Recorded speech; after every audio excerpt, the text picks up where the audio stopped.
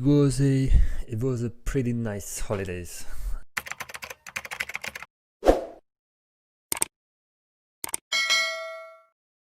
while back, Google released a API called speech to text, which uses machine learning to turn anything that comes in from the microphone into text that you see on the screen.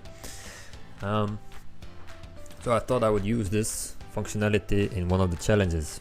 So the challenge that I'm doing is gonna use a camera to film yourself, and at the same time whatever you are filming also gets its microphone input put into speech to text, so that we can see whatever is said on that video. And why I was really interested in this was because I think it was just a while ago that Estonian, my mother language, wasn't available on speech to text, but now it is. So I thought that would make it kind of cool for a video. So the plugins I'm going to be using is this Google Speech. So it is actually a combination of a lot of different components. It's not as easy to implement as like some of the other speech to text options that are available on the Dart packages page here. But the thing why I'm using it and not using the other speech to text plugin is that this one actually allows you to have multiple microphone inputs. So I had a little problem that I used the other speech to text plugin available here, which is this one, and I found out a little bit later that there is a little section here that says it's not possible to record audio on Android while doing speech recognition, which means pretty much the same for recording video at the same time, since it's still a microphone input. Anyway, so I ended up with this Google Speech here, and I know that Estonian is available, so that made it a pretty good winner for me. And also I'm using the camera package in order to record video. Alright, so I've integrated this plugin into an application that I'm building at the moment, so we're not going to get into looking at how the application actually uses it that much in this video, but so there is a little speech challenge here where you can record yourself, and when you click it then you can see me double on this video. Then you can choose Estonian from here, like I said before, and then if you speak Estonian then you can try saying something in Estonian to it. It's not doing anything if it's not recording, so you have to press the red button, but if we put it to record we can say parem oleks, et mul on täna söök laual või muidu meil tuleb päris suur tüli. So there we go. This application that I'm showing you guys is about challenging other people. So with this that I just said, I could challenge, let's say, my girlfriend and tell her that I love her so much. And then once you're done, you can either click the X here to erase everything that you just recorded, or click the green button to keep whatever you just made.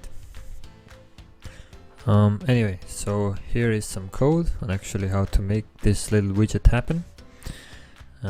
We have the regular main file here, and all I've done is I've removed all of the functionality of the counter app that you usually get with Flutter, and I've added a flat button in the center here which has a open speech to text title, and when it's pressed it is going to push a new screen to the navigator while awaiting for a result from the navigator itself. So pretty much when we are done and in that widget, we're going to emit a result, and when a result comes back then we are going to show that result on the screen. You can kind of think of this as a smaller version of the demo that I just showed you without the enclosing full application that I had before. So if we go into the speech text screen, we can see that it has a camera controller and a last path and a done pressed. The thing is that we are using this camera controller to initialize a camera, and once we are done with the camera initialization, then we're gonna create a speech to text view on top of it, and we're using a stack for that. So the speech-to-text view is going to be housing the buttons that were in the demo, and we have some callbacks in there. So we have on record pressed, on clear pressed, on stop pressed, and on done pressed. And the on done pressed is going to emit a result from that widget, which is going to contain the text. So here we see that it contains the spoken words.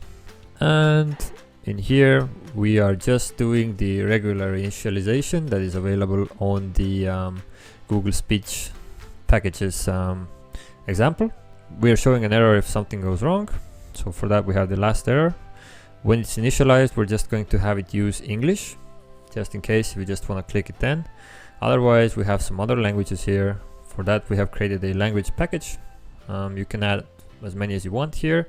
I only have the English and Estonian. Then it's mostly just the view and some callbacks. So for instance, we have a floating action button for the clear button. So as you see here, we're doing the on clear pressed. Then we have the on record pressed or on stop press on the other button. And on the third one, we have the on done pressed. And here we have some streams that we are going to use to initialize or stop listening or switch languages or whatever else is needed. Anyway, and so yeah, if any of these callbacks in the speech to text view are invoked, then we see that in the enclosing view, which is the speech to text screen, we have some methods. So for example, if the on record is pressed, we're going to delete the last recording and then we're going to start recording a new video. And if the clear is pressed, we're going to delete the last recording also. And if the stop is pressed, we're just going to stop video recording. And on done pressed, we're going to see if we actually have a last video path. If we do, then we're going to pop the navigator with this result. Oh, some other things. Well, in order to get this to work, you're going to need to use these dependencies. Some of them are older because the application that I showed you in the beginning, I've been developing it for quite some time and I haven't updated these packages for a little while. I might get around to doing those. I guess this video showed a little bit of code. I showed the simplified version of the widget that I'm using in my app. I'm going to make the example code available on Bitbucket so you can have a look there. I guess one other thing, you're gonna have to change the Google Cloud API key. So yeah, create yourself a Google Cloud account, get yourself a key, put it into the view and use the view if you need it wherever you want. Hope someone enjoyed it. Leave a nice little thumbs up and see you next time.